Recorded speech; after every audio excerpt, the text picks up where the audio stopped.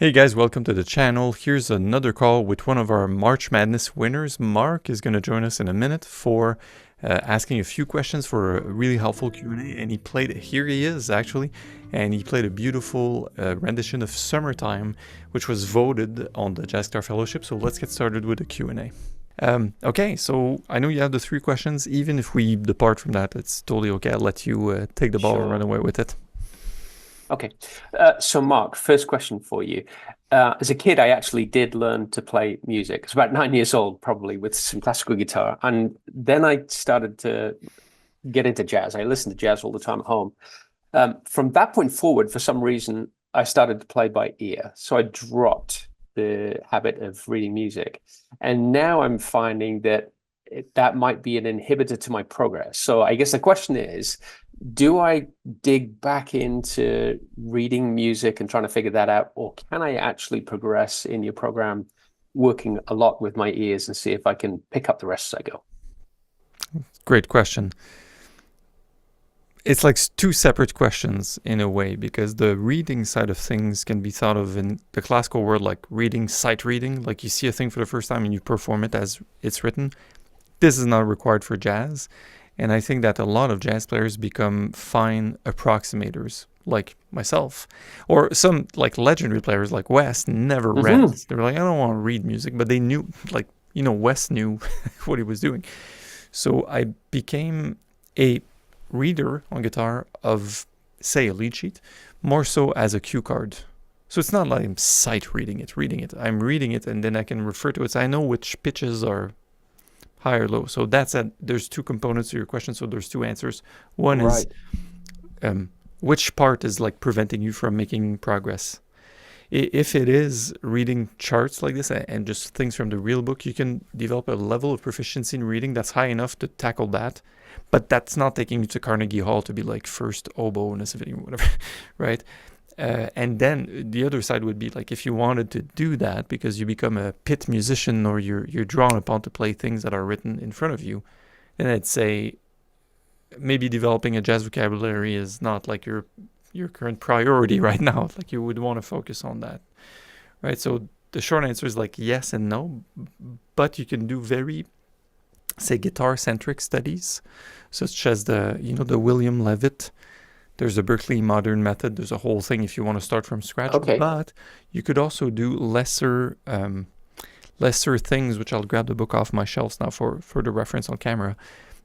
One, I think it's called melodic rhythms. So it's exposing very simple melodic motifs in a single position, but they will tackle a different rhythmic figure every time. So we get used to seeing these subdivisions and execute them accurately. Is this reading? No, because beyond the first or second pass of reading it, you're not reading it anymore. You're remembering what you read, if that makes sense. So maybe melodic rhythms, and I'll grab the books just for. Perfect. Okay.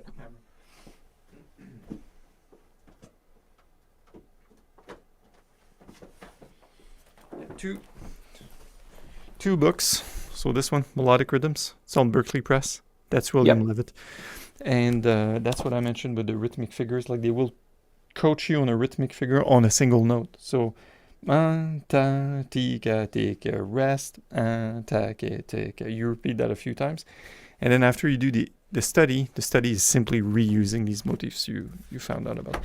The other one that's really popular, but not with guitars, is Rhythms Complete by Bugs Bauer, I think. Okay. Charles Collin and Bugs Bauer. And this is the same principle, but it's much shorter. So you get a key rhythm here, and then you get 3 8-bar phrases using that motif. This is more like for band instruments, say clarinet, trombones, and trumpet, like in high school, say. Right, yeah. But that could give you, if you wanted, it would give you enough reading to maybe unblock your constraint in your playing. Mm-hmm.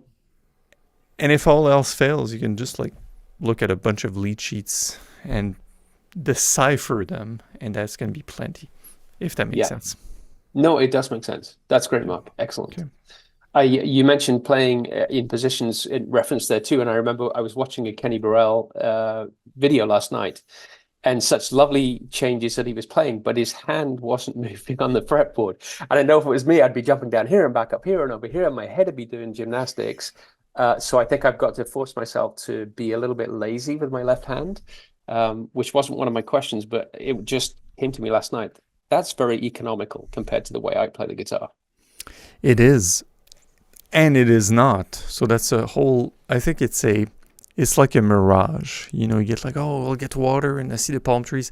But yes, at the same time, I made a video about this like 15 years ago where there are patterns, say within a scale, 1, 2, 3, 4. Da, da, da, da, da, da, da, da, da, da, da, da, da, da, da, da, da. If I did force myself to do that in positions, that's the opposite of economical, because I may get on a finger there's a hard transition between two strings that I could spare myself that by just moving up. So it's not economical geographically, but it's economical in phrasing. And right. One of the best ways to go about this is to grab Charlie Parker tunes and attempt to stay in a position and play them. It's basically impossible. It's like you're not going to do it. It's like, why not just go for the shift that's phrased better? So there's validity to doing the full boxed in thing. There's the other one jumping around, and I personally have segmented both in my playing, going full position, caged, and or Berkeley system 7 positions, and then one string at a time. I made videos about this, like, you know, full yes, I've seen one. And then the blend of the two, which is what's optimal for phrasing. But then that's not very, say, human mind friendly, because it's not constrained, it's not segmented. It's like, well, anything and everything. Right. So I think there's value in all of the approaches, just depending on what your constraint is for that period in your playing. For sure. Okay, well, that's kind of a great segue into my next question that I had for you, which is, I wish I'd learned to play piano in my earlier days, because I would have learned theory. I've found the guitar to be very mathematical almost. It's patterns on the fretboard, and the piano gives me a different context.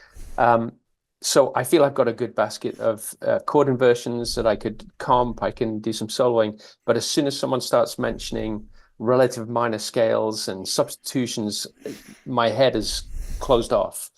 So the question is there a way that I can dig into theory that would be, I'd have to study, but it would be somewhat enjoyable, but also wouldn't distract from the 7-step process that you've got? Can I build on the theory while I'm doing the 7-step process, basically? How do you phrase it? Is there a way I can learn theory so it's not like too not pleasant? Yeah, exactly. If I was 18, I'd be willing to take on the unpleasantness, but 61, maybe not. Great. Thanks for tuning in. I'm Mark from Jazz Guitar Lessons, and I hope you've enjoyed this. This is just small segments of a larger full call. If you want to watch a full thing without edits, the full extended cut, you can join us for free forever in the Jazz Guitar Fellowship, which is the best jazz guitar course and community on the planet. All right. I'll talk to you soon. Take care. Bye.